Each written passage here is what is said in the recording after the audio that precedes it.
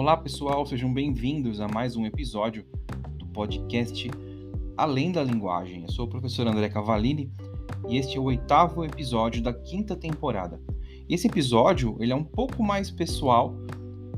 Eu trago hoje um pouquinho mais da minha experiência como estudante e que eu fui aprimorando ao longo dos anos como professor, fazendo cursos e as especializações que eu fiz, além das provas, claro, que eu tive que fazer ao longo do tempo. Vou falar desde o começo, eu fiz vestibular há muitos anos já tem mais de 10 anos que eu já fiz as provas, eu entrei em várias faculdades, eu fiz letras, para quem não sabe, eu fiz letras, depois eu me especializei em língua portuguesa, em pedagogia do ensino superior, depois eu fiz psicopedagogia e neurociência, eu cheguei a cursar marketing, mas não terminei, eu fiz uma série de cursos relacionados a psicologia positiva, inteligência emocional, hipnoterapia, programação neurolinguística, enfim. Eu fiz provas dos mais variados tipos ao longo da vida, E no começo, quando eu tinha saído do ensino médio e estava me preparando para poder fazer os primeiros vestibulares, totalmente cru, eu me lembro que eu ia para as aulas do cursinho e lá eu consumia tudo que via pela frente. Eu tinha as leituras obrigatórias da FUVEST, eu fazia todas. Nada de resumo, era leitura de tudo. Questões, eu tinha que zerar as questões das apostilas. Simulados eu fazia todos, palestras eu via todas, as apostilas eu lia e relia e relia. E eu não tinha, na verdade, uma lógica por trás disso. Eu simplesmente precisava cumprir o que estava naquele planejamento que o colégio dava, na época eu fiz ângulo, E, nossa, eu lembro que eu ficava muito estressado, mal dormia, mas eu ia naquela de consumir. Naquela época, eu trabalhava de casa, fazia meus próprios horários, então eu não tinha grande estresse nesse sentido. Então, meu tempo era basicamente para estudar. O resultado foi super positivo, eu passei em todos os vestibulares que eu fiz, inclusive na FUVEST. Não fiz USP, por incrível que pareça, eu fiz outra faculdade, também pública, mas isso não vem ao caso. O importante é que vocês entendam como que foi esse processo, Depois, eu quis fazer outra faculdade de marketing, E aí eu fui prestar o vestibular e eu segui a mesma linha de raciocínio. Vou consumir 100% do edital, bora, e comecei a estudar, só que nessa época eu já trabalhava fixo, eu tinha um emprego numa editora, tal, e eu tinha que me transportar para os lugares, E já tinha feito pós, então eu já tinha uma bagagem maior como estudante. Nesse ponto, eu achei que seria mais viável construir um cronograma mais elaborado. Então eu comecei a planejar melhor, mas ainda assim, a minha ideia era fazer o máximo que eu podia dentro daquele material que eu fui aproveitando, dessa vez eu não fiz curso nenhum, eu fui procurando os materiais e pesquisando e juntando, Foi alguns anos depois que eu já tinha feito a faculdade e a primeira pós, Então eu já tinha mais acesso à informação, Na época que eu fiz o vestibular da FUVEST e os outros que eu prestei, não tinha internet como tem hoje. Era biblioteca, a internet era discada ainda, enfim, não vou entrar nesse mérito porque, ninguém precisa saber que eu passei dos 40. Mas o fato é que deu certo também o meu novo plano de ajustar meus horários com o meu trabalho e blocar mais o meu dia, e ter meu dia mais dividido. Eu consegui organizar, estudei tudo, resultado, eu passei em primeiro lugar no vestibular que eu fiz, no primeiro lugar do curso e no terceiro lugar geral da faculdade. E essa faculdade tinha cursos de medicina, cursos de odontologia veterinária, enfim, E eu lá no meu cursinho de marketing fiquei em terceiro. Mas enfim, não estou querendo dizer isso porque eu sou mais ou menos que qualquer outra pessoa. Eu estou dizendo que isso foi fruto do meu desempenho como estudante, porque eu melhorei o meu jeito de estudar, eu fui aprimorando. Só que depois, com o tempo, isso já não era mais o suficiente, porque os cursos começaram a ser muito mais exigentes, porque a gente tinha muito mais pessoas procurando os cursos, e a gente tinha informação muito mais fácil. Então, se na primeira vez que eu fiz vestibular, eu tinha que pesquisar o conteúdo para poder estudar, e eu não tinha organização de tempo, No segundo concurso, eu já tinha mais experiência e já tinha menos tempo, mas eu consegui ajustar. Quando eu fui fazer os concursos públicos, que era já tinha uma carreira, já estava trabalhando há algum tempo, já tinha me formado, já tinha feito várias coisas, já estava casado, inclusive, né? Já tinha filho. Então, a vida era outra. E nesse momento foi um choque de realidade, porque eu cheguei com a bagagem que eu tinha de estudante para prestar concurso público, que o concurso público hoje, eu digo que ele é equivalente ao Enem, ao vestibular, no sentido de que é muito concorrido, é muito conteúdo e o tempo geralmente não ajuda, né? Os prazos para você se preparar não ajudam. Então você tem que acumular o que você aprende, e se você não passa, você não volta para o zero, você revê os erros e você só aprimora, né? Você vai melhorando o seu desempenho, o seu conteúdo. Então, qual foi o segredo, né? Qual foi a chave que me levou para essa melhora? Foi adequar o meu tempo de modo que eu pudesse estudar, trabalhar, fazer as coisas em casa, ter tempo com a minha família. É óbvio que eu errei, né? Então, meus primeiros concursos foram lavadas que eu tomei das bancas. Não passei e continuei, até que eu comecei a fazer um plano de estudos de fato, organizar o tempo, o local, o tipo de material que eu ia usar. Fui pesquisando, óbvio, as técnicas que mais se adequavam ao meu jeito de ser, né? Eu tenho a minha atenção de um jeito e vocês que ouvem têm de outro, né? Por mais que a gente tenha coisas parecidas, né? Cada um pensa de um jeito, são cérebros diferentes. Então a gente tem que achar o melhor método e se adequar a ele, não tentar... A forma não existe como num bolo, por exemplo. Você não pode ir lá usar a fórmula e usar a mesma fórmula para todo mundo, né? A gente vai aproveitando o que a gente consegue e encontra o modelo ideal. E nesse caso, quando que eu comecei a passar nos concursos e entrar, né, nesse jogo para valer? Quando eu entendi que tudo faz parte do contexto, tudo. A família faz parte, eu faço parte, o lazer faz parte, o sono faz parte, a alimentação faz parte, o meu estado emocional faz parte. Assim como o conteúdo, assim como o simulado, assim como questões.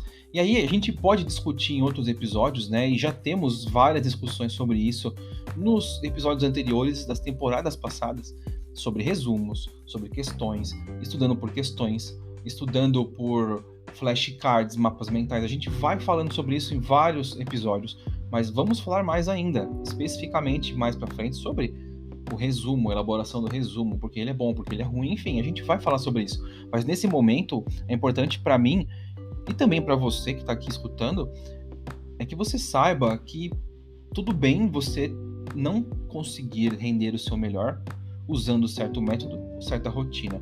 E aí você tem que aprender que você pode ajustar, né? E como que eu consegui ajustar? Então eu fiz uma lista com 5 passos que eu dei e que eu construí que se tornaram ações que me deixaram mais tranquilo e me deram uma clareza para eu poder melhorar meu desempenho como estudante. Então, o primeiro passo foi conhecer os meus horários. Primeiro, saber o que eu tenho para fazer naquele dia, naquela semana, naquele mês, naquele ano. Obviamente que você tem um limite de planejamento. Você não pode se planejar para 10 anos, porque tudo pode acontecer. Às vezes, em uma semana, tudo pode acontecer. A gente não está no controle do tempo, da chuva, né? Não está no controle da internet que cai e que volta, percebe? Então, dentro de um limite, você vai conhecer os seus próprios horários e vai classificar os seus compromissos por importância. Por exemplo, você tem uma consulta médica que você pode escolher quando marcar ou não. Se você puder escolher, você vai escolher para um horário em que você possa remanejar dentro do seu cronograma. Se não, você vai usar esse compromisso para nortear o restante do seu programa, né? No caso, quando eu comecei a trabalhar, meu horário era fixo. Eu tinha que trabalhar das 8 às 5, então eu tinha que estudar antes das 8 e depois das 5. Não tinha como estudar no meio do meu expediente. Então, isso foi o meu norte. Eu tinha que seguir naquele modelo usando meus horários livres para que eu pudesse render naqueles horários. Então, eu comecei a otimizar meu tempo, estudar no ônibus, no metrô, estudar antes das aulas, estudar no meu horário de almoço, usar áudio, por exemplo, gravar as aulas e ouvir as aulas durante o meu trabalho. Mesmo que eu não tivesse com a minha atenção focada na aula, ou no conteúdo que eu estava estudando, pelo menos estava presente ali, ocupando o silêncio, né? E aí você vai construir dentro do seu dia, ou da sua semana, ou do seu mês, os horários livres e os fixos. Você vai manuseando aí, jogando com as suas horas, encaixando dentro do seu tempo disponível. É importante isso, né? Porque hora do sono é um horário indisponível, horário do seu almoço é um horário indisponível, horário das suas aulas ao vivo é indisponível. Você não pode mudar. Então você vai jogar com isso. O segundo passo que eu dei foi dividir os meus horários úteis, né, em blocos de tempo, porque aí eu poderia fazer, por exemplo, um Pomodoro de 25 minutos, cada bloco, né, ou de 10 minutos, ou de 15 minutos, enfim, eu fui administrando os meus blocos de tempo. Então, eu gosto de dividir meus dias em blocos de hora. Então, eu estudo 1 hora ou 2 e vou jogando. Assim como a grade horária da escola, que tem as matérias, eu faço a mesma coisa, né? E aí você vai blocar a atividade. Se você vai à academia, quanto tempo você fica na academia? 40 minutos, 1 hora, 2 horas? Enfim, você vai transferindo esses horários dentro do seu cronograma, né? E isso facilitou muito a minha vida, porque eu finalmente pude mapear o meu tempo. Aí você pode até pensar, nossa, que exagero, vou saber tudo o que eu faço? Vou calcular o meu tempo de banho, de banheiro? Não, claro que não, né? Existe muita gente que é paranoica com questão de hora líquida e hora bruta, né? Eu digo que se você tiver tempo de se preocupar com isso, tá bom, se preocupe. Agora, se você não tem, pensa no que você vai poder reter de conhecimento e de fato executar de tarefas, né? O que você pode fazer de útil? É isso. Então, foca naquilo que você pode controlar e naquilo que você, de fato, vai obter algum rendimento ou alguma coisa boa para você no fim das contas, né? O terceiro passo é incluir no meu planejamento o tempo das outras coisas, que foi o que eu estava falando, de você ter horário de academia, horário de fazer seu almoço, se você tem que fazer o próprio almoço, horário para você ver televisão, assistir sua série, dormir, sair com a sua família, ir ao restaurante comer uma pizza, enfim, tudo isso faz parte do seu tempo. Eu tenho que colocar então que eu vou passar 1 hora com a minha família? Não. Você faz o inverso, você estuda até tal hora, né? Supondo que você queira fazer um horário comercial, entre aspas, né, para estudar. Você vai fazer. Você vai pôr o seu horário de estudo naquele bloco de tempo, e aí depois daquele horário, das 7 da noite, das 6 da tarde, o tempo é seu, você faz o que você quiser. Agora, se você quiser fazer uma leitura antes de dormir, ou tiver uma palestra que você vai assistir, uma live que você vai assistir, faz parte do seu estudo, você bloca ele e deixa um intervalo. Então, das 6 da tarde até as 9 da noite, eu vou passar um tempo com a minha família. Vou sair, vou fazer o que eu tiver que fazer sem estudar. E aí eu volto a estudar às 9 da noite para ver aquela live. Percebe? Então, a gente está falando em termos muito práticos. A ideia é ser prático, né? E o quarto passo tem a ver com isso, com o fato de você ser prático, e com isso você aprende a lidar com imprevistos. Então você vai ter sempre horas de folga. Essas horas de folga você pode remanejar. Eu me lembro que eu estava conversando com uma cliente que a gente estava justamente falando sobre isso, né? O tempo que ela teria, que ela precisava ter um tempo a mais para poder estudar. Só que ela tinha preguiça às vezes, procrastinava, e aí a gente achou a técnica das bolinhas. A técnica das bolinhas consiste em você pegar as suas horas de estudo para desacumular matéria, né? Você tem que estudar matéria que já ficou para trás. Você transforma isso em bolinhas. Então, por exemplo, eu tenho que fazer 10 páginas ou 10 conteúdos de história, 10 blocos de atividades de física. Quanto tempo você levaria para fazer isso na sua aula normal? 2 horas? Muito bem, 2 bolinhas. E aí você vai ver que você na segunda-feira não colocou nada num período de 3 horas, que você poderia assistir sua série, fazer uma maratona lá e ver 2, 3 episódios, ou você pode assistir 1, 2 episódios e pegar uma bolinha e usar ali. Percebe? Então você vai ter esse modo de gestão para você poder ver. Primeiro, as bolinhas vão representar aquilo que você tem de atrasado, e isso geralmente causa ansiedade na gente, né? Ou uma sensação de incapacidade, enfim, coisas ruins. E você tem tempo livre. E você pode inverter o tempo livre, você joga com eles, você transfere a bolinha do descanso, lá o tempo do descanso, para o lugar onde tinha uma bolinha de atividade que você pode remanejar. Entende? É porque eu quero viajar na sexta-feira depois do almoço. Tá legal. Então você pega o bloco da tarde da sexta-feira, transforma em bolinhas e divide nos outros dias. Né? Você vai administrando o seu tempo. É bem lúdico. Né? E aí vem o quinto passo, que na minha opinião é muito importante, que é respeitar o seu próprio tempo. Hoje mesmo eu estava vendo stories de alguns Studigrams que eu gosto de seguir, que são parceiros, e havia lá um questionamento de produtividade, né? E a reflexão que a moça trouxe, né, foi que quando eu não tinha esse limite, eu não respeitava o meu próprio tempo, eu sequer lavava meu cabelo, eu fui me desgastando e chegou um ponto em que eu estava tão exausta que eu não conseguia fazer a prova e meu rendimento piorou. Quer dizer, ela enxergou, infelizmente, pelo erro, né, pela falha depois, na hora que você faz, você não percebe que está errado. Mas quando você vê que o seu desempenho piora e você identifica que você errou nesse aspecto de exagerar, de não respeitar o seu corpo, o seu limite, a gente nota que agora eu aprendi a lição, agora eu posso melhorar, eu já entendi o que está errado. E o meu tempo é importante. Se você está muito cansado, o seu corpo vai gastar a atenção dele tentando lidar com esse cansaço. Se você está com fome, talvez conscientemente você não perceba, mas o teu corpo vai ter falta daquelas vitaminas, daqueles nutrientes, daquele líquido, e isso vai causar uma deficiência de neurotransmissores, de hormônios, e o teu cérebro vai ter o desempenho afetado.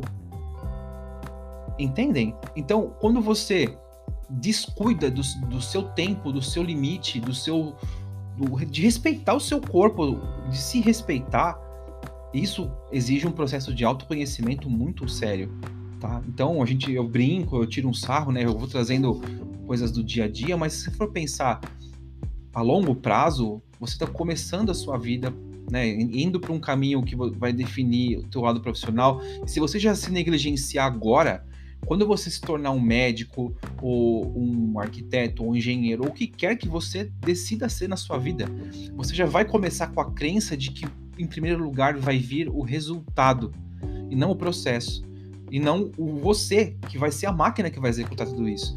Então, olha que sério. Então vamos trabalhar essa cabecinha agora, né? Vamos parar para olhar e falar, nossa, eu preciso descansar, eu vou parar 15 minutos mais cedo porque eu dormi pouco, dormi mal. Percebem? São coisas pequenas que você vai fazendo. Vou tomar um banho gostoso hoje. Eu vou empurrar meu bloco um pouco mais tarde. Entende? E a recíproca é verdadeira. Se você perceber que o teu estudo está rendendo, você pode ir mais longe. Entende? O autoconhecimento traz esse benefício também. Né? Você administra como lucro e prejuízo. É isso. Tá? E para não ficar longo demais, a gente está chegando perto dos 20 minutos do episódio, eu vou parar por aqui. Esse conteúdo tá lá no meu Instagram também, na forma de post. Tá no blog, na forma de post também. E agora eu vou deixar para vocês na forma de episódio do podcast disponível no Spotify e também no YouTube. Tá legal? Então, vamos aproveitar esse tempo agora que ainda faltam alguns meses para a gente ter as primeiras provas. Vai ter gente que vai ter prova agora em junho, talvez não dê tempo de ajustar uma rotina, mas pelo menos você vai entender a mensagem de se respeitar. Tá legal? A gente se fala então no próximo episódio. Tchau!